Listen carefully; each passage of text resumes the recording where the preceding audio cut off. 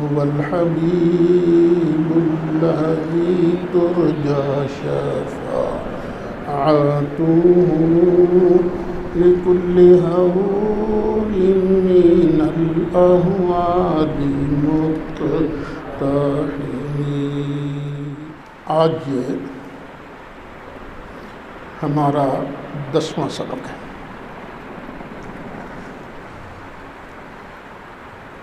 ایاک نستعین پر گفتگو ہو رہی تھی۔ ایاک نعبد کا معنی ہم نے یہ بیان کیا تھا کہ مالک واجب بالذات، مستقل اور غیر محتاج مان کر ہم صرف تیرا کہا مانیں، تیرے ادب آداب بجا لائیں، اور اگر کسی اور کا کہا مانیں، کسی اور کے ادب آداب بجا لائیں تو اسے واجب بالذات نہیں، ممکن بالذات، مستقل نہیں، غیر مستقل، غیر محتاج، بلکہ تیری رحمتوں کا محتاج سمجھ کر اس کا کہا مانیں، اس کے ادب آداب بجا لائیں۔ کسی پیٹرن پر ایاک نستعین، مالک مستقل سمجھ کر، واجب بالذات سمجھ کر اور غیر محتاج سمجھ کر ہم صرف تجھ سے مدد مانگیں۔ کسی اور سے اگر مدد مانگیں تو اسے ممکن بالذات، غیر مستقل اور تیری رحمت کا محتاج مان کر اس سے مدد مانگیں۔ پھر ہم نے اس پر کئی آیات مبارکہ تلاوت کی تھی جن سے پتہ چلتا ہے کہ اللہ اپنے بندوں کو قوتیں، طاقتیں، مرحمت فرماتا ہے جس سے وہ بندوں کی مدد کرتے ہیں، بندوں کے کام آتے ہیں۔ اس سلسلے میں جو 5ویں آیت ہم نے تلاوت کی تھی بطور دلیل، وہ تھی فَسَخَّرْنَا لَهُ الرِّيحَ تَجْرِي بِأَمْرِهِ رُخَاءً حَيْثُ أَصَابَ۔ ہم نے ہوا کو حضرت سلیمان کے کنٹرول میں کر دیا تھا، انہی کے حکم سے چلتی تھی، بڑی نرمی کے ساتھ جدھر کو چاہتے تھے۔ اس کی تفسیر میں مودودی صاحب نے جو لکھا ہے وہ بھی سن لیجئے۔ تفہیم القرآن جلد 3 صفحہ 177 پر لکھتے ہیں،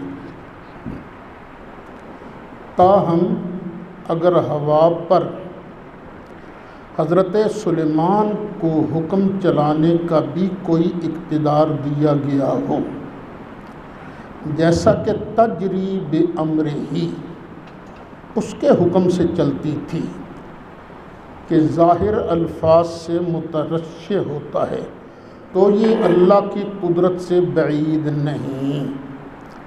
وہ اپنی مملکت کا آپ مالک ہے، اپنے جس بندے کو جو اختیار چاہے دے سکتا ہے۔ اب اگلے الفاظ قابل غور ہیں، جب وہ خود کسی کو کوئی اختیار دے تو ہمارا دل دکھنے کی کوئی وجہ نہیں ہے۔ ایک وہابی عالم ہیں حافظ صلاح الدین یوسف، جنہوں نے قرآن پاک کی ایک مختصر تفسیر لکھی ہے، اور وہی مدینہ منورہ سے چھپتی ہے۔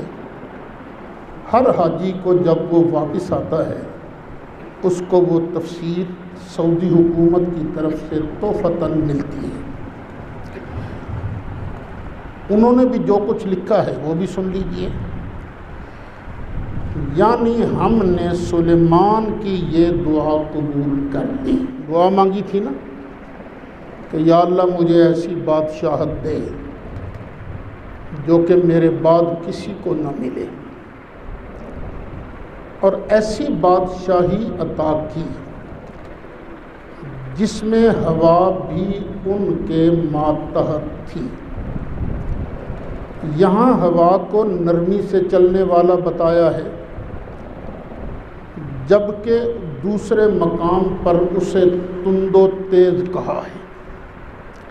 الانبیاء آیت نمبر 81، جس کا مطلب یہ ہے کہ ہوا پیدائشی قوت کے لحاظ سے تند ہے، لیکن سلیمان علیہ السلام کے لیے اسے نرم کر دیا گیا، یا حسب ضرورت وہ کبھی تند ہوتی کبھی نرم، جس طرح حضرت سلیمان علیہ السلام چاہتے۔ یہ انہوں نے فتح القدیر کے حوالہ سے یہ عبارت نقل کی ہے۔ یہاں سے معلوم ہوا کہ اللہ تعالیٰ اپنے کچھ بندوں کو ایسے اختیارات عطا فرماتا ہے جو اللہ دوسروں کو نہیں دیتا۔ اب دیکھیے، ہوا تو کنٹرول میں ہوتی نہیں، ٹھیک ہے، مصنوعی ہوا پنکھے سے لے سکتے ہو، لیکن یہ جو باہر ہوا چلتی ہے یہ تو کسی کے کنٹرول میں نہیں ہوتی، لیکن مالک الملک جو اللہ ہے اس نے یہ ہوا حضرت سلیمان علیہ السلام کے کنٹرول میں کر دی تھی۔ اب ایک اور آیت کریمہ سن لیجئے، وہ حضرت سیدہ طیبہ طاہرہ حضرت مریم کا واقعہ مشہور ہے نا، کہ حضرت زکریا علیہ السلام کی حفاظت کرتے تھے، اپنے حجرے میں بند تھیں کہ اچانک جبریل علیہ السلام آ گیا۔ حضرت مریم نے پوچھا تو کون ہے، کیا کرنے آیا ہے؟ تو اس نے آگے سے جواب دیا، انما انا رسول ربک، مریم ڈر نہیں، فکر نہ کر، میں تیرے رب کا بھیجا ہوا فرشتہ ہوں، لِأَهَبَ لَكِ غُلَامًا زَكِيًّا، اور میں اس لیے آیا ہوں تاکہ میں جبریل لِأَهَبَ لَكِ غُلَامًا زَكِيًّا، میں تمہیں ایک ستھرا بیٹا عطا کر دوں۔ 16واں پارہ ہے، سورہ مریم ہے، آیت نمبر 19 ہے۔ اچھا، اس آیت سے معلوم ہوا کہ جبریل علیہ السلام حضرت مریم کو ایک پاکیزہ لڑکا دینے تشریف لائے تھے، اور وہ پاکیزہ لڑکا کون ہے؟ حضرت عیسیٰ علیہ السلام۔ یہ یاد رکھیے گا کہ جناب عیسیٰ کو قرآن نے غلامً زکیہ کہا ہے،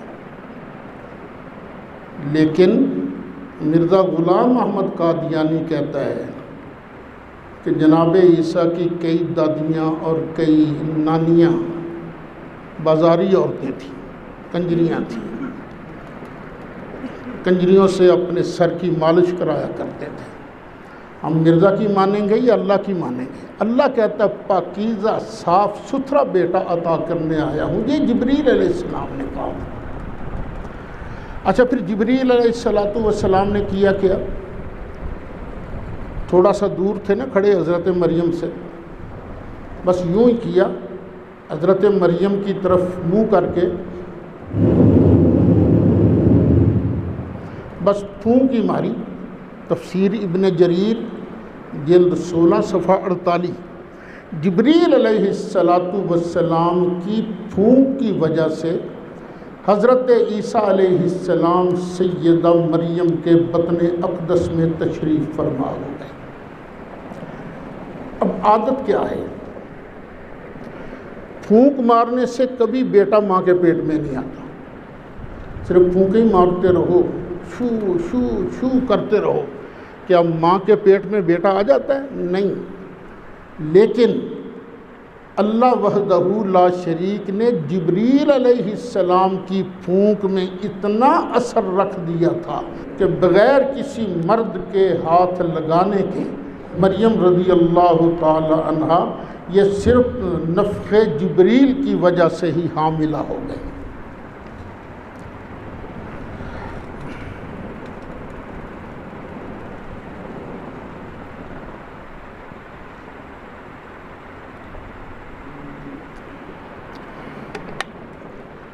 اب اس پر چند احادیث مبارکہ بھی سماعت کر لیجیے۔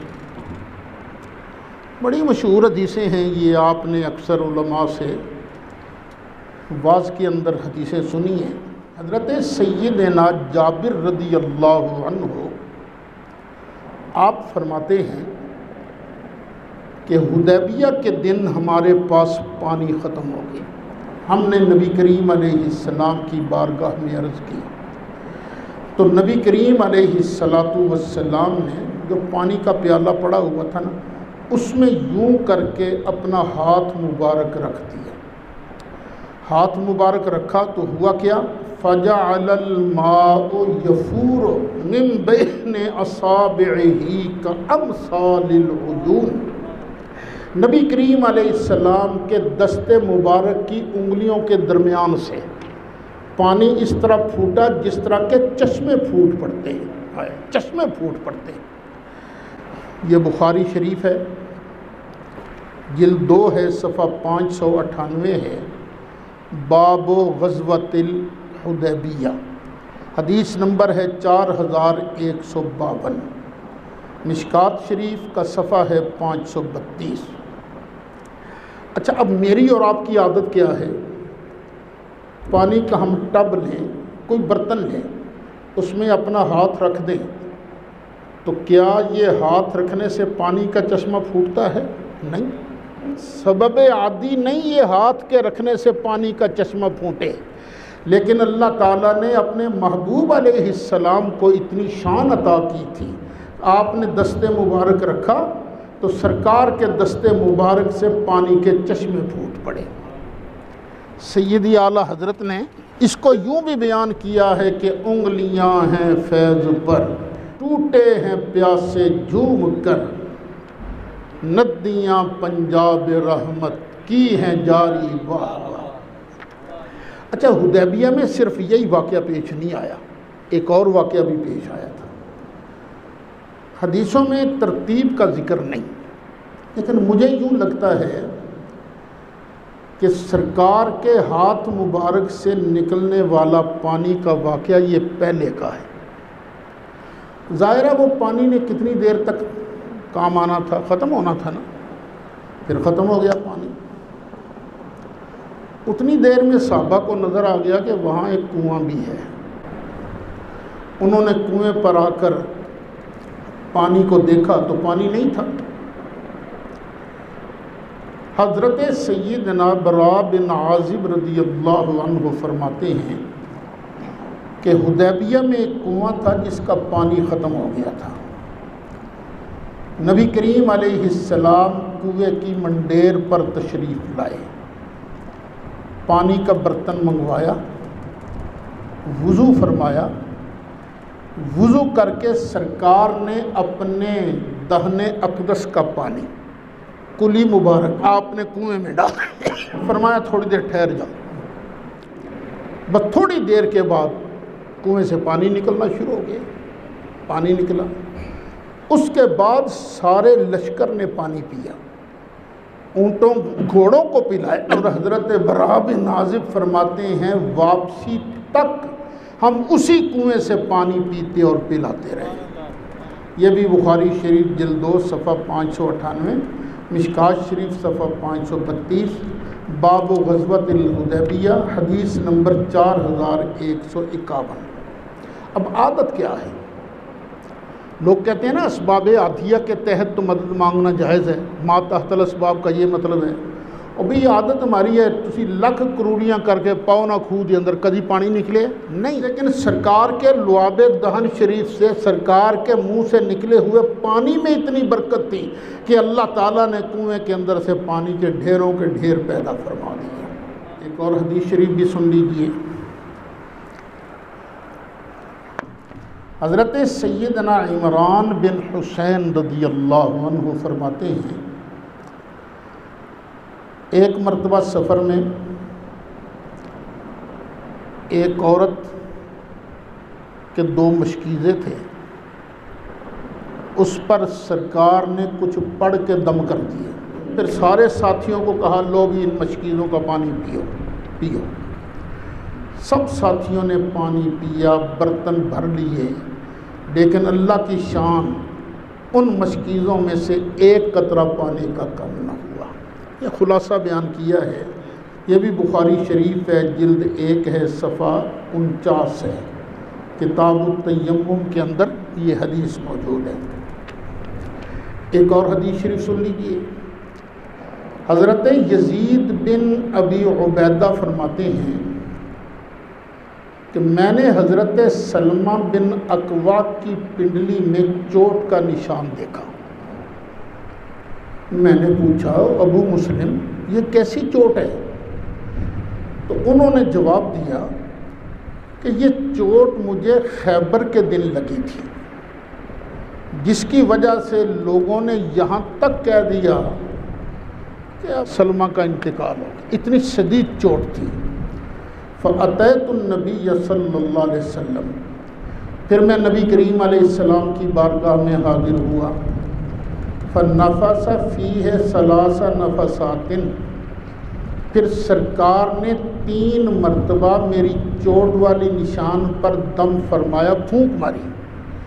فَمَشْتَكَيْتُهَا حَتَّى السَّاعَةِ، بس سرکار کی پھونک مبارک کا لگنا تھا کہ اس وقت سے لے کر آج تک مجھے کبھی تکلیف محسوس ہی نہیں ہوئی ہے۔ تو بتائیے وہ کراچی والے مفتی صاحب کی کون سنیں جو یہ کہتے ہیں کہ نہیں ایاک نستعین، یا اللہ مدد چلے گا، یا رسول اللہ مدد نہیں چلے گا، یہ شرک ہے۔ کون سنے گا بھئی آپ کی؟ شرک ہر جگہ شرک ہوتا ہے، یہ یاد رکھنا۔ کبھی مفتی صاحب اور ہم آمنے سامنے بیٹھے تو یہ مسئلہ بھی کلیئر ہو جائے گا۔ حدیث نمبر 5، ایک صحابی ہیں جن کا نام ہے عبداللہ بن عتیق، موٹے کاف سے نہیں، چھوٹے کاف سے عتیق۔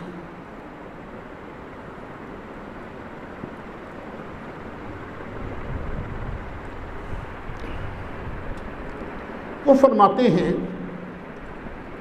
کہ جب میں ابو رافع یہودی کو قتل کر کے واپس آ رہا تھا، چاندنی رات میں میری پنڈلی ٹوٹ گئی۔ میں نے اپنا امامہ اتارا اور کس کرنا اپنی پنڈلی کو باندھ لیا۔ پھر نبی کریم علیہ السلام کی بارگاہ میں آیا، سرکار نے فرمایا ابسط رجلک، ذرا ٹانگ سیدھی کر، ٹانگ پھیلا۔ فبسطت رجلی، میں نے اپنی ٹانگ کو پھیلایا۔ فمسحھا، تو نبی کریم علیہ السلام نے اپنا رحمت و کرم والا ہاتھ مبارک یوں کر کے میری پنڈلی پر پھیرا، یوں کر کے۔ فَكَأَنَّمَا لَمْ أَشْتَكِهَا قَطُّ، فرماتے ہیں بس اس کے بعد ایسے معلوم ہوا جیسے مجھے کبھی کوئی تکلیف تھی ہی نہیں۔ اور قربان جاؤں، پنڈلی کی ہڈی ٹوٹ گئی ہے، کوئی آپریشن نہیں کیا، کوئی سریا نہیں ڈالا سرکار نے، بس ہاتھ مبارک ہی ڈالا تو اللہ تعالیٰ نے ان کی پنڈلی کو ٹھیک کر دیا۔ یہ بتاؤ یہ کیا چیز ہے؟ یہ کیا یہ سبب عادی ہے؟ میرا اپنا گھٹنا مسئلہ بن گیا، میں لاکھ ہاتھ پھیرتا رہا، دباتا رہا، لڑکوں کا ہاتھ دباؤ یار، کبھی کسی کے دبانے سے، ہاتھ لگانے سے میرا گھٹنا تو ٹھیک نہیں ہوا۔ لیکن قربان جائیں اپنے آقا نبی کریم علیہ السلام کی عظمتوں کہ پنڈلی کی ہڈی ٹوٹ گئی، سرکار نے ہاتھ مبارک لگایا تو اللہ تعالیٰ نے شفا عطا فرما دی۔ ایک اور حدیث شریف سن لیجیے۔ حضرت سیدنا ابو ہریرہ رضی اللہ عنہ، اچھا سب سے زیادہ احادیث مبارکہ ان سے مروی ہے۔ لوگوں نے کہا ابو ہریرہ تو حدیثیں بڑی بیان کرتا ہے۔ انہوں نے آگے سے فرمایا اصل بات یہ ہے کہ پہلے میں نہ حدیث سنتا تھا، بھول جاتا تھا۔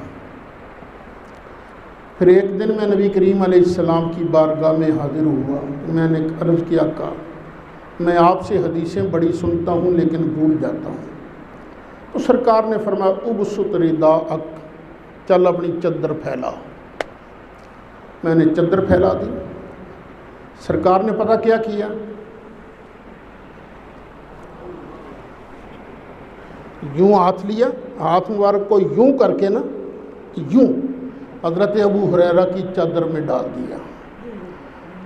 پھر فرمایا دما چل ابو ہریرہ اس چادر کو نہ لپیٹ کے اپنے سینے کے ساتھ لگا لے۔ فضممتہ، حضرت ابو ہریرہ فرماتے ہیں میں نے سینے کے ساتھ وہ چادر لگائی۔ فما نسیت شیئا بعد، اس کے بعد میں ایک چیز بھی نہیں بھولا، ایک چیز بھی نہیں بھولا، چونکہ بھولتی کوئی چیز نہیں تھی، یہ اور کام کاج کرتے کوئی نہیں رہتے تھے، ہمیشہ سرکار کی بارگاہ میں رہتے تھے، تو اس لیے ان کی احادیث کی مرویات زیادہ ہیں۔ اب مجھے بالضبط صفحہ وغیرہ یاد نہیں، مجھے شک پڑتا ہے کہ یہ بات مولانا ادریس کاندھلوی نے سیرت مصطفیٰ کے اندر لکھی ہے کہ سرکار نے یہ کیا کیا تھا۔ یہ وہ لکھتے ہیں کہ دراصل نبی کریم علیہ السلام کا ہاتھ مبارک جس طرح یہ مادی خزانوں تک پہنچتا تھا نا، اسی طرح سرکار کا ہاتھ مبارک غیبی خزانوں تک بھی پہنچتا تھا۔ تو سرکار نے غیبی خزانوں میں سے جو حافظے والا خزانہ ہے نا، اس کو یوں کر کے اپنی مٹھی میں لیا اور چادر کے ذریعے حضرت ابو ہریرہ کے سینے کے اندر منتقل کر دیا۔ اور یہ نہیں کہنا چاہیے کہ اللہ کے بندے وہ کچھ کر نہیں سکتے، یہ نہیں کہنا چاہیے۔ اللہ کے بندے اللہ کے فضل سے، اللہ کی عطا سے بہت کچھ کر جاتے ہیں۔ یہ دیوبندی حکیم الامت ہے نا مولانا اشرف علی صاحب تھانوی، انہوں نے ایک واقعہ لکھا ہے۔ ایک بندہ ایک پیر صاحب کا مرید ہو گیا اور کرتا کچھ نہیں تھا، ویلے شاہ، اور وہ دیکھتا کوئی بندہ آیا، 1 مہینہ رہا، فیض یاب ہو کے چلا گیا، خلافت بھی مل گئی، کوئی 2 مہینے، کوئی 3 مہینے، لوگ آتے فیض یاب ہوتے، خلافت پاتے اور چلے جاتے۔ اس کے دل میں وسوسہ آیا، پیر صاحب دے پلے شے ہے ہی کوئی نہیں، انہاں سانوں کی دینا، چل چلیے تو۔ پیر صاحب اس کے دل کی اس بات سے واقف ہو گئے۔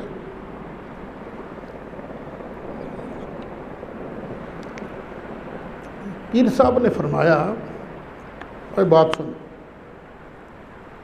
ایک نا پانی کا ٹب لے لے اور ایک پچکاری بھی لے لے، ٹھیک ہے حضور، اور یہ جو ہماری خانقاہ کا دروازہ ہے نا اس پہ رکھ دینا، ٹھیک ہے حضور۔ اس نے ایسے کیا۔ دوسرا دن جب شروع ہوا تو پیر صاحب دروازے پر بیٹھ گیا، اور وہ دروازہ تھا بالکل عام رستے پر، لوگ آتے جاتے، سینکڑوں کے گروہ آتے۔ اب انہوں نے پچکاری میں پانی بھرا، جو بھی گروہ آتا، ہندو، سکھ، مسلمان، وہ یوں پچکاری سے نہ سب پر پانی ڈالتے۔ جس بندے پر ایک بھی قطرہ گر جاتا تھا وہ کہہ دیتا لا الہ الا اللہ محمد الرسول اللہ۔ جب تک وہ ختم نہیں ہو گیا، پیر صاحب نے اس دن بس کلمے ہی پڑھائے، لوگوں سے کلمے ہی پڑھائے۔ اور جب پانی وانی ختم ہو گیا تو پیر صاحب اٹھے اور فرمان گیا، اے کاکا گل سن، لگ گیا ہی نہ پتا تیرے پیر چ پاور ہے کہ نہیں ہے، پر پتر تینوں میں خلافت انج نہیں دینی، تیرے کو تو میں چکی پسواواں گا، جنی دیر تک کچھ کرے گا نہیں تینوں بھی کچھ نہیں لبنا، تیرا پیر ہے کاریگر۔ یعنی مطلب ہے کہ اپنی باری آئے تو یار اپنے پیروں کے اندر تم اتنی پاور مان لیتے ہو۔ حفاظات یومیہ کے اندر یہ موجود ہے۔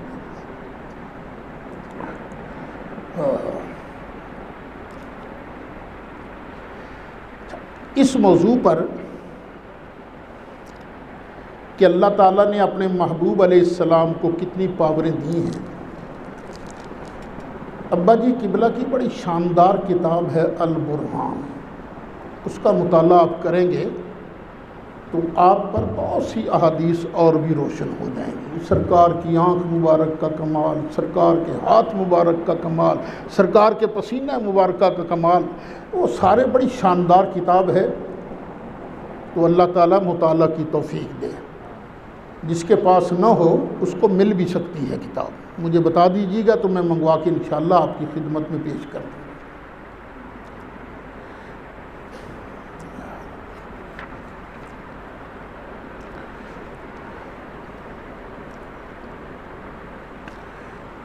ایک اور حدیث سماعت کر لیجیے۔ ایک صحابی ہیں جن کا نام ہے ربیہ بن کعب الاسلمی رضی اللہ عنہ۔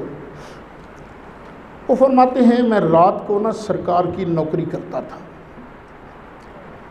باہر ہی بیٹھ جاتا مکان شریف کے باہر مسجد میں، سرکار جو ہی باہر نکلتے تو میں سرکار کے لیے وضو کے پانی، وضو کا لیے پانی، مسواک وغیرہ یہ سرکار کی خدمت میں پیش کرتا۔ ایک دن سرکار خوش ہو گئے، فرمایا سل اور مانگ، کیا مانگتا ہے؟ تو میں نے کہا اسألک مرافقتک فی الجنہ، آقا میں جنت میں بھی آپ کا ساتھ مانگتا ہوں، جنت میں بھی آپ کا ساتھ مانگتا ہوں۔ سرکار نے یہ نہیں کہا اوے جنت میرے وس کتوں، میں تینوں کتوں دیاں جنت، جنت دا مالک تے اللہ ہی ہے نا۔ لیکن سرکار نے فرمایا آوا غیر ذالک، آج کچھ اور بھی مانگنا ہے تو مانگ لے، مانگو کیا مانگ اور مانگ۔ تو حضرت ربیہ کہتے ہیں میں نے کہا ہوا ذاک، آقا بس جنت میں آپ کی غلامی مل جائے میرے لیے بہت کافی ہے۔ سرکار نے فرمایا پھر اس طرح کرنا فَأَعِنِّي عَلَىٰ كَثْرَةِ السُّجُودِ، تو سجدے زیادہ کر کے اس کام میں میری ہیلپ کر۔ کہیں اللہ یہ نہ کہہ دے، مطلب کیا نکلا، اللہ یہ نہ کہہ دے محبوبہ تو جنت بھی انہوں دیتی جڑا سجدہ ہی نہیں سی کرتا ہے۔ فرمایا نہیں، اعنی علی نفسک بکثرۃ السجود۔ یہ مسلم شریف ہے، جلد پہلی ہے، صفحہ 72 ہے، باب فضل السجود والحث علیہ، حدیث نمبر 1093۔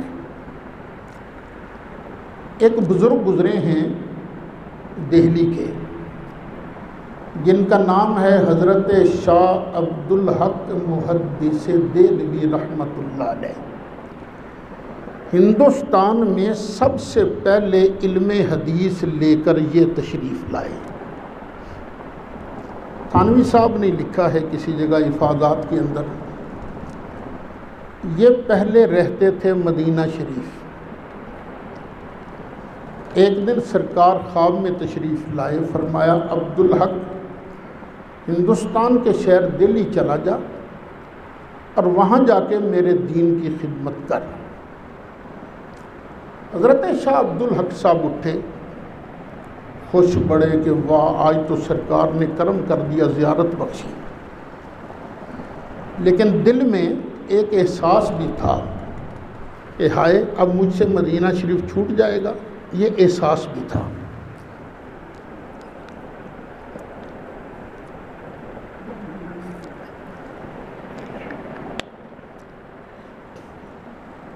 حضرت شاہ عبدالحق سرکار کے روضہ انور پر حاضر ہو گئے، سلام عرض کیا اور عرض کیا آقا میں تو غلام ہوں، میں تو نوکر ہوں، میری کیا مجال کہ میں آپ کے حکم کے آگے اوں آں کر سکوں۔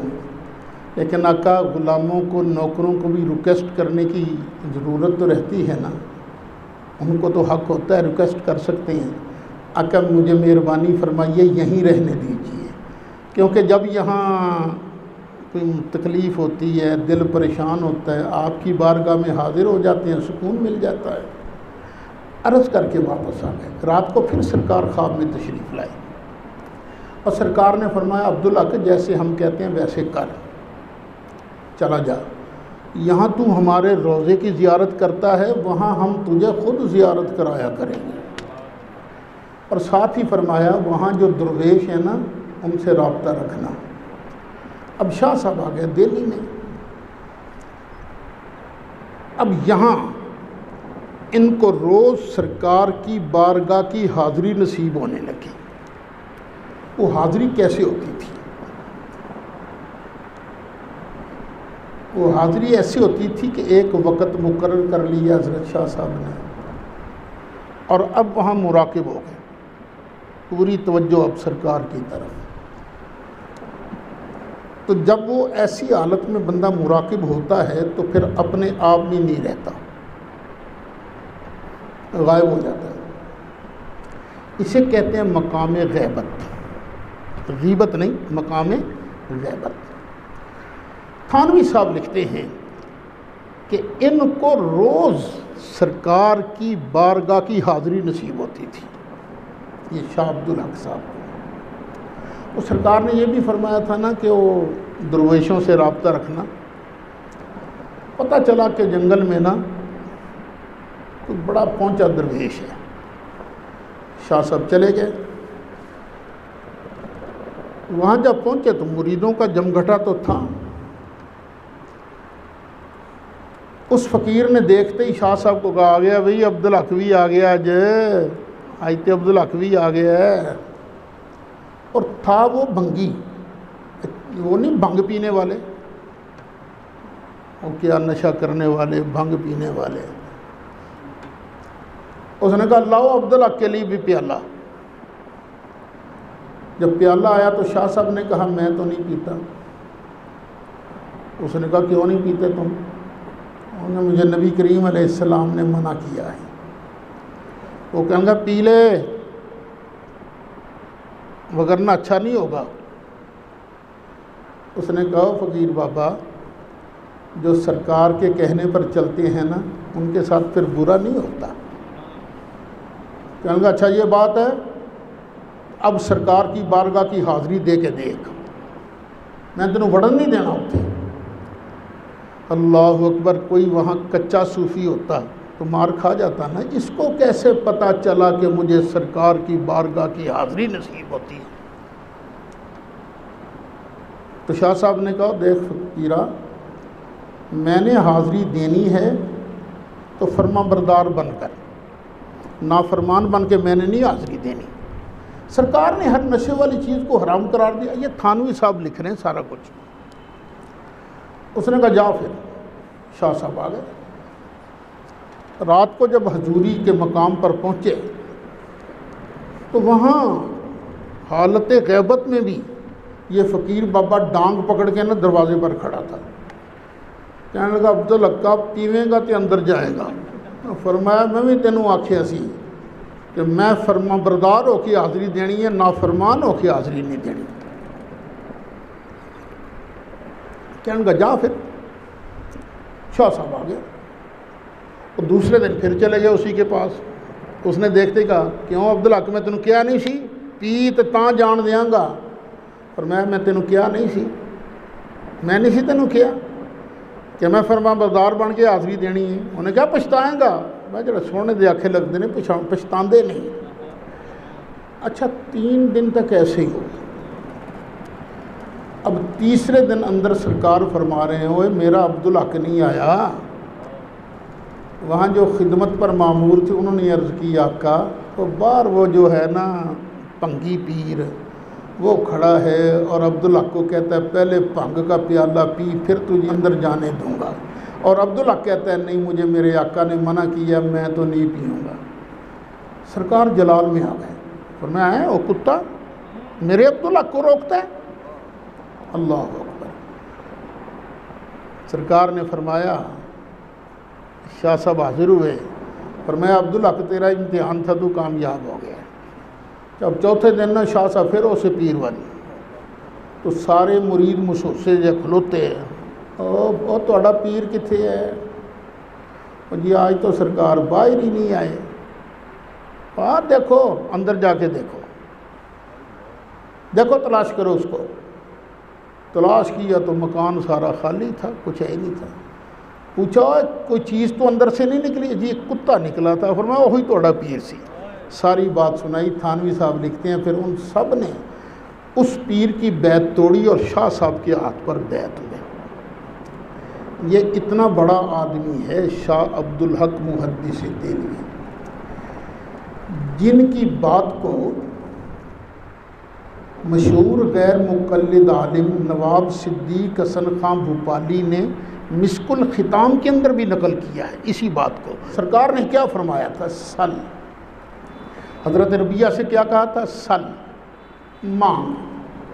کیا چیز مانگ؟ یہ نہیں فرمایا تھا، یہ نہیں کہا تھا مانگ جنیاں بکریاں چاہیے، نہیں مانگ جننے اونٹ چاہیے، مانگ کنے پیسے چاہیے، مانگ کنی حکومت چاہیے، یہ نہیں کہا، بلکہ فرمایا سل، مانگ مطلقاً رکھا۔ اس کا مطلب کیا ہے کہ اللہ تعالیٰ نے ساری خدائی مصطفیٰ کے ہاتھ میں کر دیا ہے، جس کو جو چاہے مصطفیٰ کریم علیہ السلام عطا فرما دے۔ علامہ شبیر احمد عثمانی، علماء دیوبند ان کو شیخ الاسلام کہتے ہیں، انہوں نے مسلم شریف کی جو شرح لکھی ہے، مرکات ملا علی قاری کی جو ہے نا شرح مشکات مرکات، اس کے حوالے سے لکھتے ہیں وَيُؤْخَذُ مِنْ إِطْلَاقِهِ عَلَيْهِ السَّلَامُ الْأَمْرُ بِالسُّؤَالِ أَنَّ اللَّهَ تَعَالَى مَكَّنَهُ مِنْ إِعْطَاءِ كُلِّ مَا أَرَادَ مِنْ خَزَائِنِ الْحَقِّ، کہ یہ جو سرکار نے مطلقاً فرمایا نا مانگ، اس سے پتہ چلتا ہے کہ اللہ تعالیٰ نے اپنے خزانوں میں سے مصطفیٰ علیہ السلام کو ہر چیز عطا کر دی ہے، جو بھی سرکار چاہتے عطا فرما دیتے۔ وَمِن ثم، اسی وجہ سے عد ائمتنا من خصائصہ علیہ السلام، ہمارے ائمہ نے نبی کریم علیہ السلام کا ایک خاصہ یہ بیان کیا ہے کہ انہ یخص من شاء بما شاء، سرکار جو چاہتے جس کو چاہتے عطا فرما دیتے تھے۔ کجعلہ شہادت خزیمۃ بن ثابت بشہادتین، اس کی مثال بھی دی جس طرح نبی کریم علیہ السلام نے حضرت خزیمہ کے بارے فرمایا تھا، اور ویسے تو ہر کیس میں 2 گواہوں کی ضرورت ہے، لیکن میرا خزیمہ جب اکیلا کسی مسئلے میں گواہ بن کے آ جائے، اس ایک کی گواہی کو 2 گواہیوں کے برابر تسلیم کر کے فیصلہ اس کی گواہی کے مطابق کر دینا۔ یہ حدیث بخاری شریف کے اندر ہے، یعنی نبی کریم علیہ السلام کو اللہ نے یہ خاصہ بھی عطا فرمایا تھا۔ وَذَكَرَ ابن سبع فی خصائصہ، محدث ابن سبع نے اپنی کتاب ہے نا خصائص، اور اوروں میں لکھا ان اللہ تعالیٰ اقتہ ارض الجنہ، کہ نبی کریم علیہ السلام کو اللہ نے جنت کی زمین کا وارث بنا دیا ہے۔ یؤتی منہا ما شاء لمن شاء، یہ نبی کریم علیہ السلام جس کو چاہتے جتنی چاہتے جنت عطا فرما دیتے تھے۔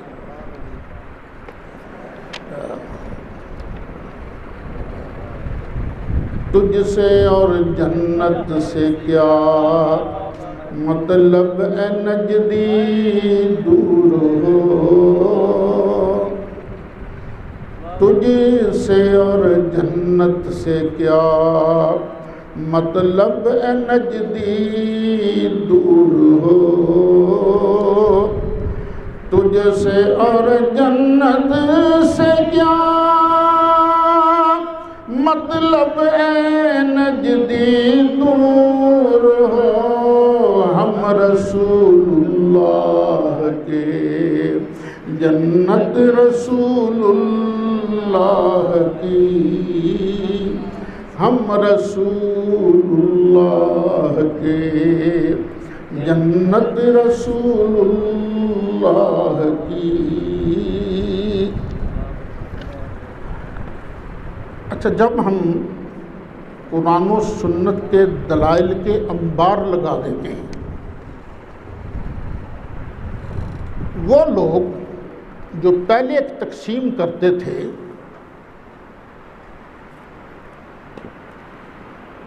ما فوق الاسباب اور ما تحت الاسباب کی، وہ اس تقسیم سے تو ہو جاتے ہیں دستبردار۔ وہ کہتے ہیں نہیں، زندوں سے مدد مانگنا جائز ہے، اصحاب قبور سے، مردوں سے مدد مانگنا یہ شرک ہے۔ لو جی تان یہیں پر آن کے ٹوٹتی ہے، زندوں سے مدد مانگی جا سکتی ہے، قبر والوں سے مدد نہیں مانگی جا سکتی۔ اب کیا کہہ سکتے ہیں جو لوگ یہ شرک کا فتویٰ لگاتے ہیں؟ نہ تو ان کو شرک کی صحیح تعریف آتی ہے، ڈیفینیشن یہ کیا ہے شرک، نہ تو اس کا پتہ ہے، نہ ہی وہ کتاب و سنت سے واقف نظر آتے ہیں۔ یاد رکھیے شرک ہر جگہ شرک ہے، اس میں تفریق ہرگز نہیں ہو سکتی۔ مثلا اللہ کے علاوہ کسی کو بھی لائق عبادت ماننا شرک ہے۔ اب اس کے اندر تفریق نہیں ہو سکتی، یہ نہیں ہو سکتا کہ قریب والے کو لائق عبادت ماننا تو شرک نہ ہو اور دور والے کو لائق عبادت ماننا شرک ہو جائے، اور یہ بھی نہیں ہو سکتا کہ زندہ کو لائق عبادت مانا جائے، یہ تو جائز ہے، کسی مردے کو لائق عبادت مان لیا جائے تو یہ شرک ہے، یہ نہیں ہو سکتا۔ شرک میں تفریق نہیں ہوتی، جو شرک ہوتا ہے وہ ہر جگہ شرک ہوتا ہے۔ جو شرک ہے وہ زندہ کے ساتھ بھی شرک ہے، قبر والے کے ساتھ بھی شرک ہے، قریب والے کے ساتھ بھی شرک ہے، دور والے کے ساتھ بھی شرک ہے۔ میں نے اپنی اس تفسیر نور الامین میں تفصیل کے ساتھ لکھا ہے، حضرت شاہ عبد الحق محدث دہلوی نے مشکات شریف کی شرح عشیۃ اللمعات میں کئی صفحات پر مشتمل اس بحث کو نقل کیا ہے۔ اشارہ کر دیا میں نے، انہوں نے تفصیل کے ساتھ ونڈ کر کے اس مسئلے کو بیان کیا ہے۔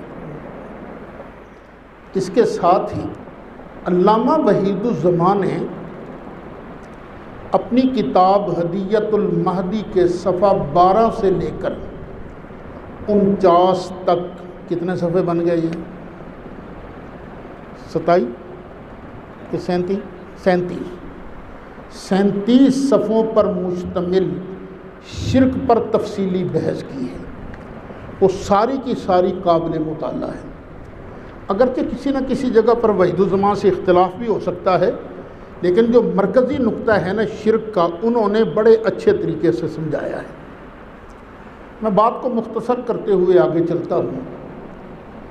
یہ حضرات جو کہتے ہیں نا کہ مردوں سے مدد نہیں مانگی جا سکتی، زندوں سے مانگی جا سکتی ہے، تو بھئی دیکھ لیتے ہیں نا نبی کریم علیہ السلام اپنے روضہ انور کے اندر زندہ ہیں کہ نہیں زندہ ہیں۔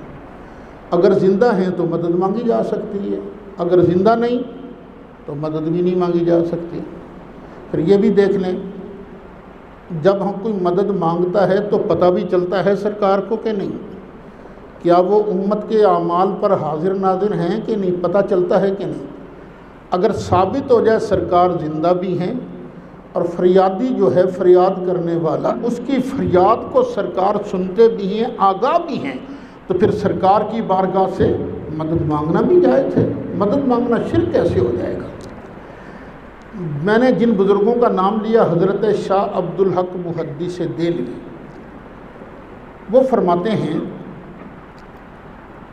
و بعد چندی اختلافات و کثرت مذاہب کے در علماء امت است، یک کسرات دریم مسئلہ خلاف نیست کہ آن حضرت صلی اللہ علیہ وسلم بحقیقت حیات بے شائبہ مجاز و توہم تعویل دائم و باقی است و بر اعمال امت حاضر و ناظر و مر طالبان حقیقت را و متوجہان آن حضرت را مفید و مربی است۔ اس کا ترجمہ یہ ہے، اگرچہ امت کے علماء میں مذاہب کی کثرت بھی ہے اور ان میں بے شمار اختلافات بھی، پھر بھی اس مسئلہ میں کسی ایک شخص کا بھی اختلاف نہیں ہے کہ رسول اکرم صلی اللہ علیہ وسلم حقیقت حیات کے ساتھ بغیر مجاز کے شائبہ کے اور تعویل کے وہم کے بغیر دائم اور باقی ہیں، اور امت کے اعمال پر حاضر و ناظر ہیں، طالبان حقیقت کو اور آن جناب کی طرف متوجہ حضرات کو فیض بھی عطا کرتے ہیں۔ جو سرکار کی طرف توجہ کرتا ہے نا، سرکار اسے فیض بھی عطا کرتے ہیں اور ان کی تربیت بھی فرماتے ہیں۔ حوالہ نوٹ کر لو، مکتوبات برحاشیہ اخبار الاخیار، ایک کتاب ہے اخبار الاخیار، نیکوں کی خبریں، اس پر حاشیہ جو ہے اس کا صفحہ ہے 155، یہ مطبوعہ مکتبہ نوریہ سکھر۔ اچھا، حضرت شیخ کی اس عبارت سے معلوم ہوا کہ نبی کریم علیہ السلام زندہ بھی ہیں، امت کے احوال سے واقف بھی ہیں، اور جو سرکار کی بارگاہ میں فیض لینے کے لیے توجہ کرتا ہے سرکار اس کو فیض بھی دیتے ہیں اور تربیت بھی فرماتے ہیں۔ اچھا، لیکن یہ بات ہے، ان تمام چیزوں کا تعلق قلب سے ہے، دل سے۔ یہ فیض اسی کو ملتا ہے، تجربہ کر کے دیکھ لو، پہلے سرکار سے محبت قائم کرو محبت قائم کرنے کے بعد عقیدت و عشق کے جذبات سے ہے بھرپور ہو جاؤ، پھر تار جوڑو سرکار کے ساتھ، سرکار سے تار جڑ جائے نا، پھر پتہ چلے گا فیض کیا دریا بہہ رہے ہیں، کر کے تو دیکھو کبھی۔ بخاری شریف کی ایک شرح ہے، بخاری شریف کے ایک شارح ہیں امام قسطلانی، انہوں نے سیرت طیبہ پر بڑی شاندار کتاب لکھی ہے المواہب الدنیا، پھر اس کی شرح کی ہے امام زرقانی مالکی نے، امام عبد الباقی زرقانی مالکی۔ وہ فرماتے ہیں لا فرق بین موتہ و حیاتہ فی مشاہدتہ لامتہ، اپنی امت کا مشاہدہ کرنے میں نبی کریم علیہ السلام کی موت و حیات میں کوئی فرق نہیں۔ موت آنے سے پہلے جس طرح اپنی امت کو دیکھتے تھے اسی طرح موت آنے کے بعد بھی سرکار اپنی امت کا مشاہدہ کر رہے ہیں۔ وَمَعْرِفَتِهِ بِأَحْوَالِهِمْ وَعَزَائِمِهِمْ وَخَوَاطِرِهِمْ، اور اپنی امت کے حالات کو پہچانتے بھی ہیں، ان کے ارادوں کو بھی پہچانتے ہیں، اور جو دل کی اندر کی باتیں ہیں نا سرکار ان کو بھی پہچانتے ہیں۔ وَذَلِكَ عِنْدَهُ جَلِيٌّ، یہ دونوں بزرگ فرماتے ہیں یہ امت کا مشاہدہ کرنا، خفا کا نہ ہونا، یہ سرکار کے لیے بالکل ظاہر ہے، اس میں کوئی خفا نہیں ہے۔ حوالہ اس کا نوٹ کر لیں، مواہب الدنیا جلد 4 صفحہ 580، اور زرقانی علی المواہب جلد 8 صفحہ 305۔ یہ بزرگوں کے حوالے میں نے اس لیے دیے ہیں، حالانکہ میری عادت نہیں بزرگوں کے زیادہ حوالے دینا، میں نے عادت یہی بنائی ہے کہ دلیل دینی ہے تو قرآن سے، دلیل دینی ہے تو صحیح حدیث سے، عادت یہی ہے۔ لیکن بزرگوں کے حوالے اس لیے میں نے پیش کیے ہیں، بھئی ہم پر تو آپ لوگ لگاتے ہو شرک کا فتویٰ، تو یہ جو بزرگ ہیں جو بات انہوں نے کی ہے وہی ہم کرتے ہیں، تو ان پر شرک کا فتویٰ کیوں نہیں لگاتے؟ ان پر شرک کا فتویٰ کیوں نہیں لگا؟ یہ جو امام قسطلانی ہے نا، ان کا بڑا مقام ہے، علمی طور پر بڑا رعب ہے ان کا۔ امام قسطلانی نے بھی بخاری شریف کی شرح لکھی ہے جس کا نام ہے ارشاد الساری۔ یہ جو بڑے بڑے علماء ہیں نا، جب شروع میں بخاری پڑھانے لگتے ہیں تو پہلے تو یہ فتح الباری دیکھ، حافظ ابن حجر اسقلانی کی، عمدۃ القاری دیکھ، امام بدر الدین عینی کی، ساری کتابیں دیکھتے ہیں، پھر آخر میں اس نتیجے پر پہنچتے ہیں یار ارشاد الساری سے ہی کام چل جائے گا، پھر بعد میں صرف ارشاد الساری سے ہی مطالعہ کر کے بخاری شریف پڑھا دیتے ہیں۔ یہ بات خود مفتی شفیع صاحب نے بھی لکھی ہے، یہ انہوں نے خود اپنا تجربہ انہوں نے لکھی ہے، یا ان کے کسی بیٹے نے ایک بات لکھی ہے کہ آخر میں صرف ارشاد الساری ہی زیر مطالعہ رہتی تھی۔ مطلب یہ ہے کہ اگر ہم مشرک ہیں تو یہ بھی مشرک، اگر یہ مشرک نہیں ہے امام قسطلانی، امام زرقانی یہ مسلمانوں کے مسلمہ امام ہیں، تو بھئی پھر ہم غریبوں پر بھی رحم کرو، ہمیں خام خواہ مشرک کیوں بناتے ہو؟ اچھا، امام جلال الدین سیوطی رحمۃ اللہ علیہ وہ بھی ارشاد فرماتے ہیں قال المتکلمون المحققون من اصحابنا، کہا ہے علم کلام کے ماہرین نے، جو ہمارے شوافے کے بڑے بزرگ ہیں، انہوں نے کیا کہا ہے کہ نبینا صلی اللہ علیہ وسلم حی بعد وفاتہ، کہ نبی کریم علیہ السلام اپنی وفات شریف کے بعد بھی زندہ ہیں، وَإِنَّهُ يَسُرُّ بِطَاعَاتِ أُمَّتِهِ، اور نبی کریم علیہ السلام اپنی امت کی نیکیوں کو دیکھ کر خوش ہوتے ہیں۔ اگر زندہ نہیں تو خوش کیسے ہو گئے؟ اگر سرکار نیکیاں دیکھ نہیں رہے، میرا ایمان ہے سرکار اس وقت بھی ہمیں دیکھ رہے ہیں اور خوش ہو رہے ہیں کہ واہ میرے قرآن کی تعلیم کا سلسلہ جاری ہے۔ نبی کریم علیہ السلام اپنی امت کی نیکیوں کو دیکھ کر خوش ہوتے ہیں۔ وَيَحْزُنُ بِمَعَاصِي الْعُصَاةِ مِنْهُمْ، اور سرکار اپنی امت کے گناہ گاروں کے گناہ دیکھتے ہیں تو سرکار غم زدہ بھی ہوتے ہیں۔ یہ انہوں نے لکھا ہے الحاوی للفتاوی جلد 2 صفحہ 149 کے اندر، کہ جو ان کے شیخ تھے استاد ابو منصور عبد القاہر بن طاہر البغدادی، جو کہ شیخ الشافعیہ بھی ہیں، یہ سارا کچھ ان کا بیان ہے کہ بھئی یا تو فتویٰ سب پر لگے گا یا پھر کسی پر نہیں لگے گا۔ اگر ہم مشرک ہیں تو امام سیوطی کو بھی مشرک کہنا پڑے گا، پھر امام قسطلانی کو بھی مشرک کہنا پڑے گا، امام زرقانی کو بھی مشرک کہنا پڑے گا۔ اگر وہ مشرک نہیں ہیں تو پھر ہم غریب بھی مشرک نہیں ہیں۔ اچھا، وہابیہ قاضی شوکانی کو بڑی ترجیح دیتے ہیں۔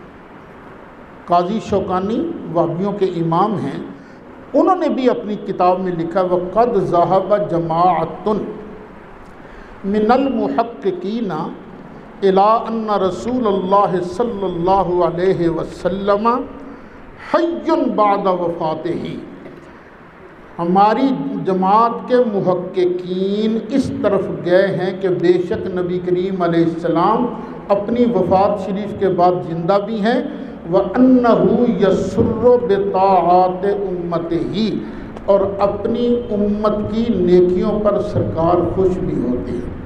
دیکھو میرے بیٹو، جہاں تک میری آواز جا رہی ہے سب ذرا غور سے سنو۔ میرا اور آپ کا عقیدہ ہے کہ نبی کریم علیہ السلام اعمال امت پر حاضر ناظر ہیں، سرکار ہمیں دیکھ رہے ہیں۔ ہم دعویٰ تو کرتے ہیں عشق رسول کا کہ واہ ہم سرکار پر اپنی جانیں قربان کر دیں گے، ناموس رسالت کے لیے ہر شے قربان کر دیں گے۔ اب سوچو جو کچھ ہم کر رہے ہیں ہمارے عقیدے کے مطابق تو سرکار ہمیں دیکھ رہے ہیں، تو پھر ہمیں کیا چاہیے؟ گناہ کرنے چاہیے یا نیکیاں کرنی چاہیے؟ جس کو سرکار کے ساتھ پکا عشق ہوگا پھر وہ گناہ نہیں کرے گا۔ اللہ ہمیں نیکیوں کی ہی توفیق عطا فرمائے۔ اس کا حوالہ نوٹ کر لیجئے، نیل الاوطار جلد 3 صفحہ 282۔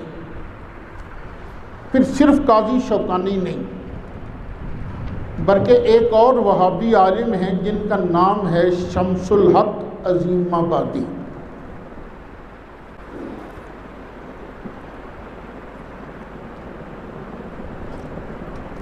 انہوں نے ابو داود شریف کی شرح لکھی ہے جس کا نام ہے عون المعبود۔ یہی بات انہوں نے اس کی جلد 1 صفحہ 405 پر لکھی ہے۔